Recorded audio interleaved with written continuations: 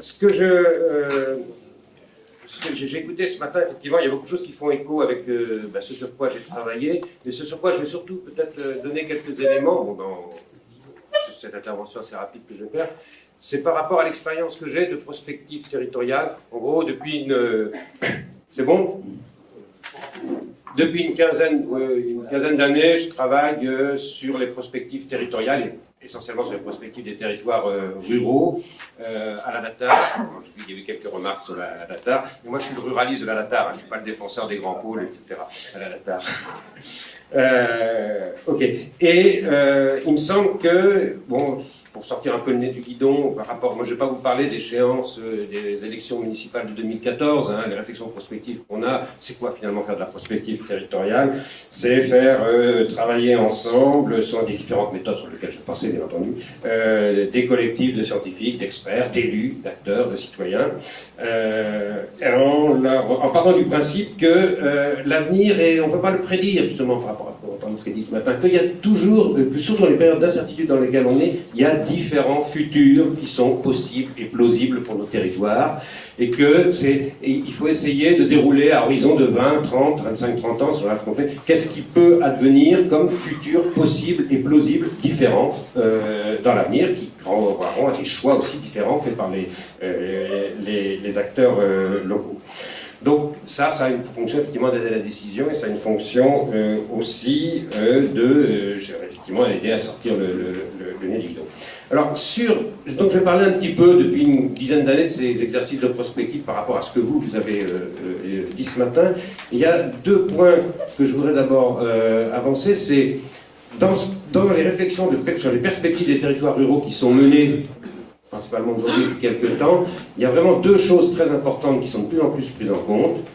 La première, c'est de ne plus faire des perspectives du rural, du territoire ruraux en soi, mais vraiment de prendre en compte toute la dimension des relations ville-campagne. C'est évoqué par plusieurs d'entre vous ce matin, mais c'est vraiment effectivement un incontournable, surtout que ces relations bougent, qu'elles peuvent bouger dans des sens différents, et qu'on est vraiment dans des mutations, sans le développer quand même. Hier, les relations ville-campagne, c'était essentiellement deux choses. C'était des campagnes agricoles avoisinantes, environnantes, qui nourrissaient les villes, qui fournissaient en produits agricoles et sur des marchés de consommation locale des villes, où il y a un peu d'énergie aussi. Et c'était des campagnes fécondes, qui faisaient beaucoup d'enfants, et qui envoyaient une grande partie de leurs jeunes vivre et travailler en ville, l'exode rural alimentant la croissance des villes. Aujourd'hui, pour faire très bref, l'essentiel, le fait principal des relations ville-campagne, et vous l'avez soulevé aussi, c'est des flux quotidiens de personnes, principalement originaires des villes, qui vivent à la campagne et travaillent dans les agglomérations.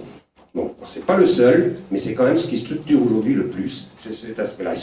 Et effectivement, ça a été soulevé par certains d'entre vous, des questions de mobilité, des questions de transport, des questions d'infrastructure, et aussi peut-être des questions d'opportunité en matière de développement économique. Mais cette problématique ville-campagne, qui se renouvelle, qui se pose dans des termes nouveaux, est importante à prendre en compte, et pas simplement pour être à la remorque des villes. Le deuxième point, et qui fait écho à ce que certains ont dit dans les questions tout à l'heure, c'est et qui est pris en compte de plus en plus dans la prospective territoriale, c'est que nous vivons de plus en plus aujourd'hui dans des sociétés où l'espace et les ressources sont de plus en plus rares et de plus en plus convoités pour des usages différents. Autrefois, les conflits d'usage, c'était principalement entre un groupe d'agriculteurs et forestiers, etc. Aujourd'hui, on est sur d'autres logiques de convoitise, de concurrence. Et si je veux faire très bref, très rapide aussi, un peu la façon dont on analyse ces concurrences entre usages différents, c'est de dire un peu qu'il y a aujourd'hui, sur tous les territoires ruraux, 3 campagnes qui se superposent, qui cohabitent, et donc il faut organiser justement la cohabitation, les synergies éventuellement, réguler les tensions. Ces 3 campagnes, enfin je ne vais pas le développer, c'est ce que vous avez dit, c'est d'une part la campagne ressources, qui utilise les ressources et l'espace du rural pour des activités productives, la campagne traditionnelle de l'agriculture, de la forêt, mais d'industrie manufacturière aussi, qui ont besoin d'espace, de ressources rurales, qui créent des emplois, qui génèrent des emplois productifs et de la valeur ajoutée. Deuxièmement, c'est la campagne cadre de vie, dont vous avez aussi abondamment parlé ce matin, celle de l'habitat, celle du cadre de vie, des paysages, des aménités, du fait agréable, et qui, elle aussi, ne se limite pas simplement à l'habitat, aux surfaces de l'habitat et à la consommation d'habitat, mais qui génère aussi des emplois, tout un tas d'autres emplois, qui sont aujourd'hui les plus nombreux dans le rural, qui sont tout ce qu'on appelle les emplois de l'économie résidentielle, c'est-à-dire tous les emplois liés à la présence de populations locales, emplois donc éducation, santé, artisanat, commerce, etc.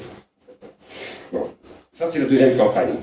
Et, liée à la campagne cadre de vie. Et la troisième campagne, qui a été évoquée principalement aussi par Mme Pétard à propos d'Agenda 21, c'est moi ce que j'appelle la campagne nature, c'est-à-dire celle des usages sociaux de la campagne pour les enjeux environnementaux majeurs, que ce soit la préservation sur le long terme des ressources naturelles, que ce soit la conservation de la diversité du vivant, donc des enjeux de biodiversité, que ce soit le bon fonctionnement des écosystèmes et donc la bonne santé de la planète, non pas pour les populations qui vivent aujourd'hui, mais pour les générations futures, toute cette campagne nature dont les enjeux sont de plus en plus prégnants.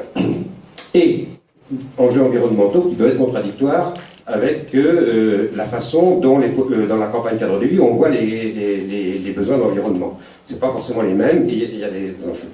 Et donc, ce sur quoi on réfléchit dans les perspectives territoriales sur le rural, c'est aussi la façon justement dont s'agencent ou ne s'agencent pas, s'opposent ou peuvent se réguler ou peuvent cohabiter ces trois types de campagnes qui utilisent les mêmes ressources, les mêmes espaces et qui sont effectivement de fait plus ou moins en concurrence, mais qui peuvent être en synergie. Alors, puisque je vais être assez rapide, hein, j'en viens maintenant mais rapidement au contenu des scénarios sur ces bases-là qui un peu phosphore à la data, ailleurs depuis une dizaine d'années sur l'avenir des territoires ruraux. En gros, alors encore une fois, je répète, on se situe à horizon de 20 à 30 ans. Hein, on n'est pas dans la perspective immédiate et autres. Hein. Et ce que je présente, c'est quelque chose sans jugement de valeur. C'est-à-dire, en gros, il y a des réflexions autour de 4 grands types de scénarios qui sont considérés comme possibles et plausibles. Je vais prendre d'une façon caricaturale, bien sûr, parce que ça sert à faire discuter, à faire réagir la prospective, sans dire qu'il y en a un qui est préférable, souhaitable ou pas souhaitable, etc. Bon, mais ces 4 scénarios qu'on retrouve dans les territoires ruraux, et dont la possibilité de réalisation va dépendre aussi effectivement de la façon dont évolue le contexte, les contraintes, etc. Bon, c'est un peu les suivants. Le premier scénario, c'est la poursuite et l'accélération au cours des 20 à 30 prochaines années du trend résidentiel qu'on connaît aujourd'hui dans les campagnes françaises, ce qu'on appelle la campagne résidentielle généralisée, avec la poursuite de l'étalement urbain de plus en plus loin, au point d'absorber quasiment tous les espaces de faible densité. Alors c'est un scénario qui est en partie tendanciel, vous le connaissez, vous le voyez, vous le vivez, qui est plausible pour les 20 ou 25 prochaines années, mais qui n'est pas inéluctable. C'est pour ça que je reviens sur votre passage de 33 à 60 000 habitants. Bon, à mon avis, ce serait pendant les 2 ans, ce serait à horizon de 20 ou 30 ans, mais ce n'est pas inéluctable. Pour que ce scénario soit plausible, ça veut dire qu'il faut que les conditions, notamment qu'on connaît bien maintenant, pour rendre possible le développement résidentiel d'une grande partie des campagnes françaises depuis une vingtaine, une trentaine d'années, depuis les années 80, ne soient pas remis en cause. Alors ce scénario, imaginez à 20 ou 30 ans l'accélération, ça transformerait beaucoup les campagnes, mais je n'ai pas le temps d'en parler là, mais surtout il a une double force, c'est qu'il répond effectivement il est démocratique en partie, il répond aux aspirations, aux préférences, aux demandes sociales, ce qui a été évoqué d'une partie de la population française, de classe moyenne, de couches populaires qui arrivent juste à pouvoir accéder à la propriété là, dans le rural, mais pas ailleurs, et ouais, encore accéder. Et son autre force, c'est que c'est lui qui génère le plus d'emplois ruraux aujourd'hui dans les campagnes. C'est incontestable. L'essentiel des créations d'emplois ruraux dans les campagnes, aujourd'hui, je suis désolé, c'est des emplois d'économie résidentielle. L'essentiel. Alors, en revanche, il a une grande faiblesse, qui a été soulevée aussi. Sa grande faiblesse, c'est celui de la durabilité environnementale. Ses coûts sociaux, infrastructures et autres, de ses coûts écologiques sur le long terme. Et en gros, clairement, la campagne cadre de vie, puisque c'est ce triangle de la campagne cadre de vie, ça cadre mal avec la prise en compte aujourd'hui de tous les enjeux de campagne nature, si ceux-ci vont prendre de plus en plus d'importance sur l'agenda des sociétés et des politiques. Notamment les problèmes de transition énergétique, de contribution à la lutte contre le réchauffement climatique et de lutte contre l'émission de gaz à effet de serre. Donc c'est un scénario qui a de la force, qui a de la faiblesse, et moi je ne prédirais pas que vous allez passer à 60 000 habitants à horizon de 10, 15 ou 20 ans. C'est une possibilité, mais ce n'est pas la seule. La deuxième grande histoire de ce scénario, dans la prospective, c'est raconter des histoires à 20-30 ans, qui est un peu contentieux, c'est celui, et qui est considéré comme plausible, du recentrage des fonctions résidentielles sur les agglomérations et sur des villes petites et moyennes. Et en corollaire, c'est celui de la réaffirmation d'un rural plus productif et du coup aussi et nécessairement plus attentif justement aux enjeux de la campagne nature, plus fournisseur de services environnementaux, dans ceux que je vous ai présentés tout à l'heure. Alors ce scénario, qui est imaginé comme plausible, suppose plusieurs conditions, lui, qui ne sont pas forcément réunies aujourd'hui. Bon, il suppose que la priorité en matière d'aménagement des territoires soit accordée aux politiques de la ville, parce qu'il faut des politiques de ville durables et des politiques de ville sûres pour rendre acceptable à des populations qui sont plutôt tendance à vouloir s'étaler le resserrement urbain. Et que de l'autre côté, ça suppose aussi des soutiens politiques et des programmes ambitieux pour des économies rurales compétitives et vertes, que ce soit dans l'agriculture ou l'agro-industrielle, que ce soit dans le développement de filières d'énergie renouvelable dans les campagnes, que ce soit dans le développement de filières chimie verte, etc., etc. Donc là, on stoppe la croissance démographique du rural, mais on booste sa valeur ajoutée, et une valeur ajoutée plus verte. Un troisième scénario, alors celui qui plaît beaucoup dans tous les pays, dans les pays justement, c'est semblé comme la vôtre qu'on a présenté, c'est le scénario justement du local entrepreneurial, qui est imaginé comme possible. C'est le triomphe économique là, des pays, des systèmes productifs localisés, des réseaux de PME qui se spécialisent sur des avantages et des spécificités locales et qui réussissent à l'export, etc. C'est le scénario d'innovation rurale. En gros, c'est le scénario dans lequel le développement des territoires repose beaucoup sur la capacité d'organisation des acteurs locaux et sur son efficacité aussi. Alors, mais c'est aussi un scénario, dans l'analyse de pourquoi ça peut se réaliser comme ça, donc ça c'est un recentrage sur le local, aussi bien sur le plan économique que sur le plan politique. Bon, ça va se faire avec une décentralisation, une fédéralisation beaucoup plus poussée, et dans lequel les grandes administrations, les grands services de l'État, trop coûteux, trop lourds, sont affaiblis, sont démembrés. Alors le problème de scénario, c'est que ce scénario, effectivement, il y aura des régions qui gagneront, des régions rurales qui vont gagner un scénario qui trouve les bons créneaux de développement, qui ont le bon capital social et humain pour s'organiser, mais en revanche, il y a des régions qui perdent parce qu'elles ne trouveront pas des trucs. Et quand on est dans un scénario d'affaiblissement des centralités, des possibilités de redistribution vers les territoires les plus démunis et autres, parce que c'est ça aussi l'envers du décor, c'est un scénario qui peut être porteur de grandes inégalités territoriales entre les territoires ruraux sur le long terme.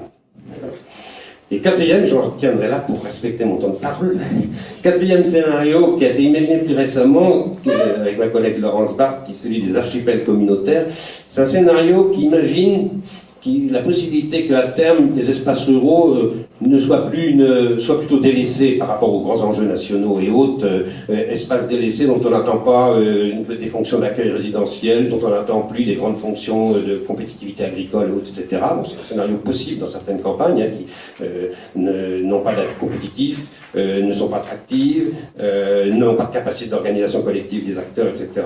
Et dans ce cas-là, ce qui est imaginé, c'est justement cette formule d'archipel communautaire, c'est que le rural, les territoires ruraux plutôt délaissés, deviennent de plus en plus en faire une physionomie d'îlots isolés, les uns des autres, indépendants, des lieux de refuge, d'entre-soi, d'alternatifs, de communautarisme, d'expérimentation innovante dans lequel il y aurait ces îlots, alors qui peuvent être à la fois des îlots de pauvres et d'exclus qui se refont des trajectoires de vie dans ces communautés, mais aussi des îlots de territoires fermés, de populations aisées, relativement nantis, qui s'organisent elles-mêmes et qui ferment leur territoire d'une façon autonome, où ce sont leurs lieux de leur havre de paix, de vie, etc. Et ça, c'est un scénario pour lequel on n'avait pas pensé au début, mais qui, quand on voit certaines évolutions dans certains territoires, et pas simplement en France, a une certaine plausibilité. Bon, voilà.